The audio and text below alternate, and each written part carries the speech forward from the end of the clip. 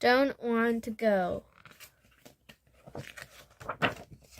Don't want to go. One morning, Lily's mom did not want to get up.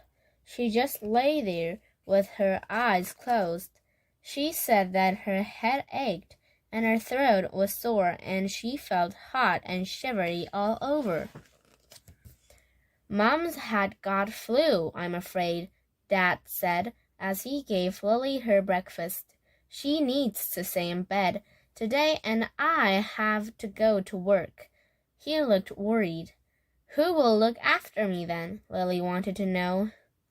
Dad was already speaking on the phone. When he rang off said, "Guess what? You're going to play at Melanie's house. Won't that be fun?" "Who's Melanie?" asked Lily. "You'll remember Melanie. You've been to her house before. She lives just near here in Wesley Avenue, and she has a big boy called Jack and a baby called Sam. I've dropped the yellow bit of my egg on the floor," was all Lily said. "There'll be lots of nice toys to play with," Dad said. He wiped Lily's mouth and mopped the floor. Then he buttoned her into her jacket and put on her hat and mittens. "Don't want to go," said Lily. "I'll take you in the buggy. It will be quicker," said Dad, as he tucked Boo-Boo in beside her. "Off you go," he said in a very jolly voice. They were just turning into Wesley Avenue when Dad discovered that Lily's mittens were gone. "I'm sure we put them on before we left the house," he said. He turned the buggy around. They were halfway home before they found the mitten lying on the pavement. Dad picked them up and put them safely back on Lily's hands again. Then he pushed the buggy full steam ahead till they reached Melanie's front door. It was a yellow door, the color of the inside of Lily's egg. "Here we are," said Dad. "Don't want to go," said Lily.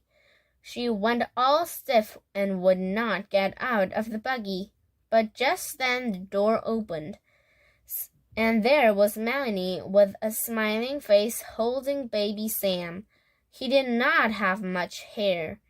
He said, "Da!" and held out his fat little hands to Lily in a friendly way. Lily and Dad stepped into Melanie's hall.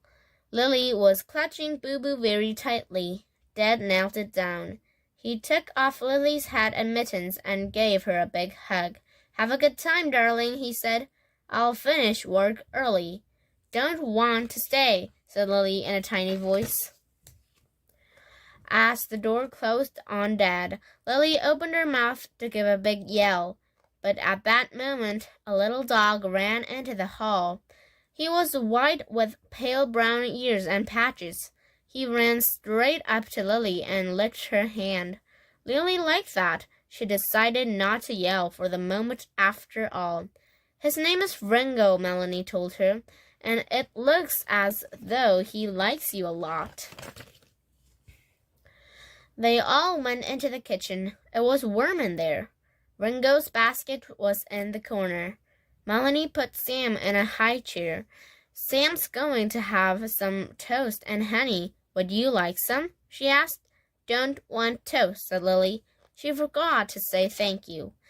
While Sam sat in his chair and ate toast and honey, Lily and Boo-Boo sat under the table. When Sam had finished, Melanie lifted him out of his high chair and put him on the floor because he was a crawling baby. Then Sam wanted to play a game of peek-a-boo with Lily, and Lily couldn't help laughing because he was so funny. When Sam was tired, Melanie took him upstairs for a nap. Then she spread out some pictures she had cut out of magazines across the kitchen table. She fetched some glue and a big scrapbook. "Would you like to do some pasting?" she asked. "No, thank you," said Lily. Well, perhaps you would like to help me choose then, said Melanie. So Lily chose where the different pictures would go. She chose a piece of cake and a lady's head, and a rabbit riding a fish, a shiny red car, and a bed, and a building balancing on a chest of drawers. When they had finished, it was a very interesting book. You can show it to your dad when he comes to collect you, said Melanie. Sam was cross when he woke up. He was crying as Melanie carried him downstairs. His nose ran, tears trickled down his cheeks, and his mouth was a miserable O shape, showing two tiny teeth. But when he caught sight of Lily, he stopped crying, little by little, and began to hiccup instead. He won't do that for me, said Melanie. Thank you, Lily. At lunchtime, Lily helped to spoon food into Sam's mouth. A lot went into the wrong space, but Sam did not seem to mind. Soon it was time to pick up Sam's big brother, Jack, from school. Don't want to, began Lily, but Melanie said quickly, Rango's coming too, and you can help hold his lead if you like. So Lily held Ringo while Melanie fixed the lead onto his collar. Lily helped to hold onto Ringo all the way to Jack's school. Sometimes he pulled on the lead and wanted to run ahead so badly that they could hardly keep up with him, and sometimes he wanted to stop and sniff around. They all had to run the last bit very fast to get there in time. Ringo went nearly crazy with joy when Jack came running out of the school. Jack had curly hair and a beautiful smile with no front teeth. When they got back, Jack made some cardboard boxes into boats, and they pretended that Lily and Sam and Boo Boo were sailing far out to sea. Ringo stayed on the seashore and kept a lookout. They sat together onto the sofa and watched television, all except Sam, who played on the floor. Ringo lay between Jack and Lily with his head on Lily's lap. While they were sitting there, Lily heard the doorbell ring. When Melanie went to answer it, she heard Dad's voice in the hall. You've been having a great time, I hear, he said, putting his head round the sitting room door. I've come to collect you, I promised, and he held out Lily's jacket.